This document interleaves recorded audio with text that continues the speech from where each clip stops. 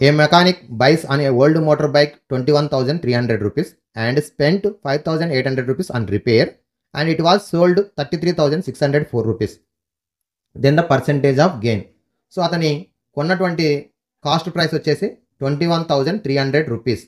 అయితే కాస్ట్ ప్రైస్లో పాటు మరి టోటల్ కాస్ట్ ప్రైస్ ఏమవుతుందంటే దానికి మనకి ట్రాన్స్పోర్ట్ ఛార్జెస్ లేదా మెకానిక్ ఛార్జెస్ కూడా యాడ్ చేస్తాం.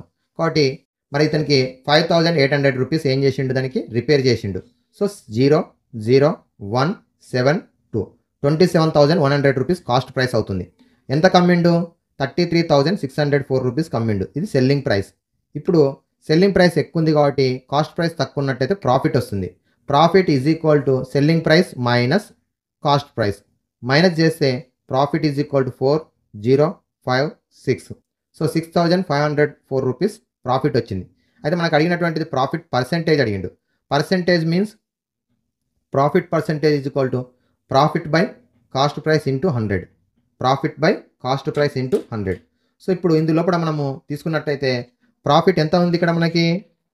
6,504 రూపీస్ ఉంది.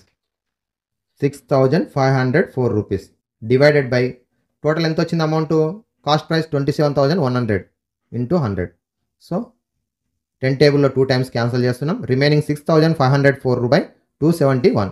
అయితే మనకి 271 టేబుల్లో మనం డివైడ్ చేయడం షార్ట్ డివిజన్ కష్టం అవుతుంది కాబట్టి లాంగ్ డివిజన్ చేస్తున్నాం. 271 2 జా 2 1 జా 2 2 7 జా 14 2 2 జా 4 5 8 0 1 4. అగైన్ 4 టేబుల్లో మల్టిప్లై చేస్తే 4 1 జా 4 4 7 జా 28 4 2 జా 8 10. So 24. Option 1 is the correct option. Option 1.